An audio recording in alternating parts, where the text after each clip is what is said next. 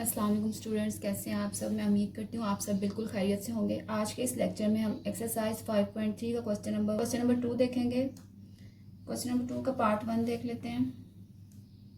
If x plus 2 is a factor of 3x square minus 4kx minus 4k square then find the value of k। अब हमने value find करनी है k की। उसके लिए अब हम क्या करेंगे, उसी तरह से जैसे हमने क्वेश्चन नंबर 1 में किया था। सबसे पहले हम लिख लेंगे p ऑफ x, जो कि हमारे पास 3x square minus 4kx minus 4k square. उसके बाद जो हमारा लीनियर डिवाइज़र है उसे इक्वल रख के 0 के हम x की वैल्यू फाइंड करेंगे। x प्लस 2 इक्वल्स टू 0, तो x क्या आ जाएगा हमारे पास -2। अब इस -2 को हम पुट करके देख लेंगे अपने पोलिनोमियल में, जो कि है हमारे पास p ऑफ x। यहाँ पे क्या आ जाएगा, p ऑफ x की जगह पे -2, 3x की जगह पे आ जाएगा -2 का स्क्वायर, 4k x की जगह पे आ जाएगा -2 4k स्क्वायर। अब इसको सॉल्व कर लेते हैं। 2 का स्क्वायर लेंगे तो ये आ जाएगा हमारे पास 4, ठीक है, और 4 3 क्या हो जाएंगे 12, माइनस माइनस प्लस हो जाएगा, 4 2 8k, और ये उसी तरह से आ जाएगा 4k स्क्वायर। अब ये हमारा क्या है, ये है हमारा रिमाइंडर। अब हमारे क्वेश्चन में उसने कहा था इफ़ x प्लस 2 अगर फैक्टर है हमारे पॉलिनोमियल का, तो रिमाइंडर क्या होना चाहिए 0। तो हम यहाँ पे लिख लेते हैं if x plus 2 is a factor then factor ये तभी कहलाएगा ना अगर रिमाइंडर जो है वो हमारा 0 होगा, इक्वल्स टू 0। तो अब हम क्या करेंगे, इसको जो रिमाइंडर है इसको p ऑफ x की इक्वल जब लिखेंगे तो ये आ जाएगा हमारे पास 0। p ऑफ x की वैल्यू हमारे पास, ये हमने जब अपना ये x की वैल्यू इसमें पुट की थी तो हमारे पास जो रिमाइंडर आया था वो क्या आया था हमारे पास 12 plus 8k minus 4k square.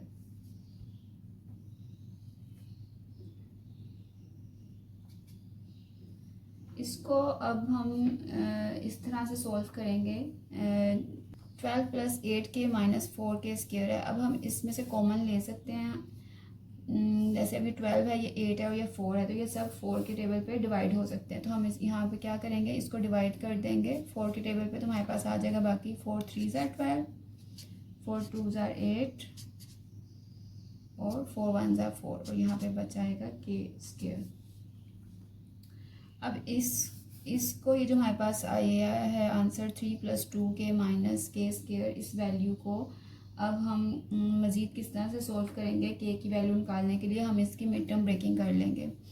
Mid term breaking करने के लिए हमें दो ऐसी टर्म्स चाहिए होती हैं, जब हम उनसे प्लस माइनस करें तो हमारे पास ये सेंटर वाली वैल्यू आए, और जब मल्टीप्लाई करें तो ये साइड वाली वैल्यू आए। तो इसके लिए जो हम दो टर्म यूज़ करेंगे वो हो जाएंगी, एक हो जाएगा प्लस 3k और एक हो जाएगा माइनस k। अब इन दोनों में से कॉमन ले लेंगे और इन दोनों में से कॉमन आ जाएगा 3, बाकी बच जाएगा हमारे पास 1 प्लस k।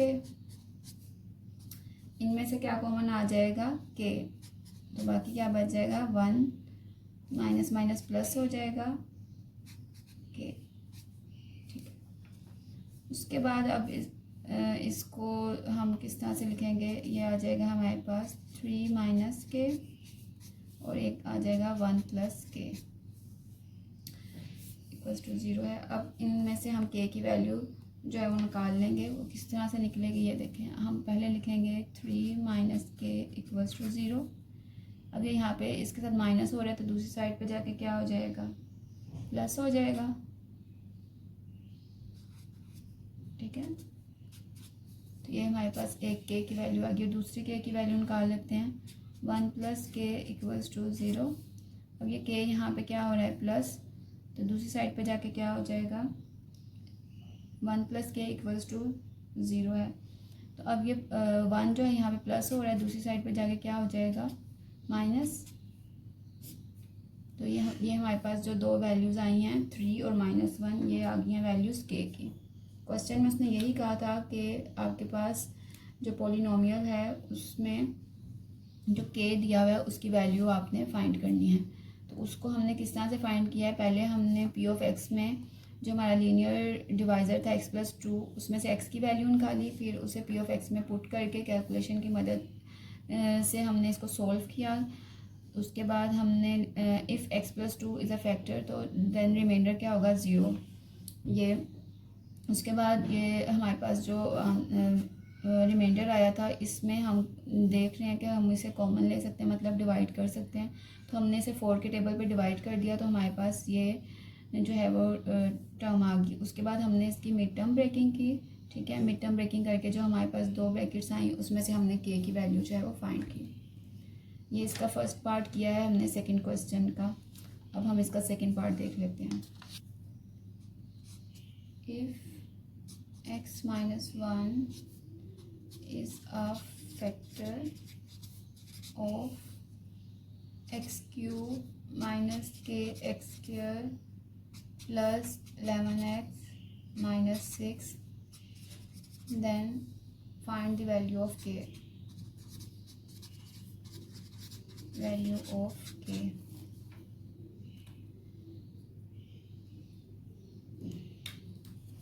इसमें अब उसने क्या कहा है हमें, अब सबसे पहले हम पी ऑफ एक्स लिख लेंगे।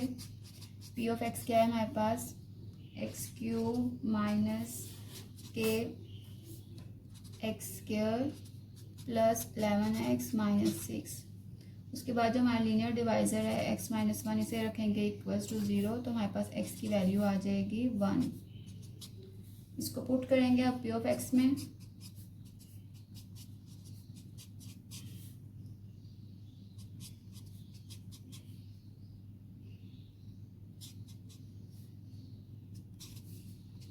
वन का क्यूब लेंगे तो ये 1 ही आ जाएगा। यहाँ पर भी 1 का स्केयर लेंगे 1 और ये के से मल्टीप्लाई होगा तो के आ जाएगा प्लस 11 माइनस 6।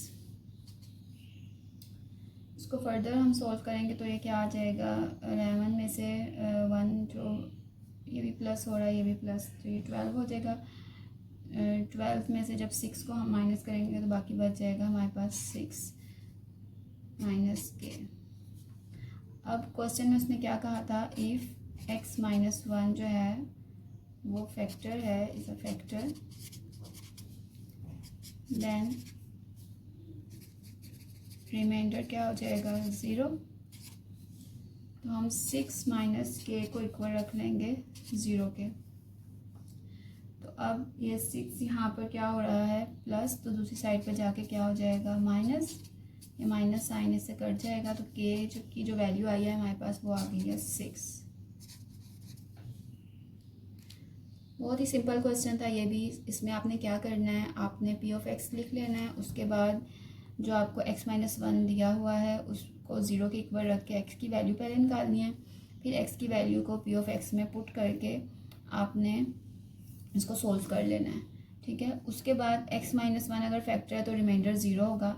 अब ये इक्वेशन बन जाएगी आपकी 6 माइनस के इक्वल्स टू 0। तो इसमें अब ये 6 को आप दूसरी साइड पर ले जाओगे और ये माइनस माइनस साइन आपस में कट जाएंगे और इस तरह से आपका आंसर क्या आ जाएगा, के इक्वल्स टू 6।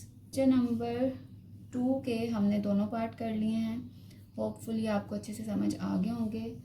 मिलते हैं हमें नेक्स्ट लेक्चर में, तब तक के लिए अल्लाह हाफिज़।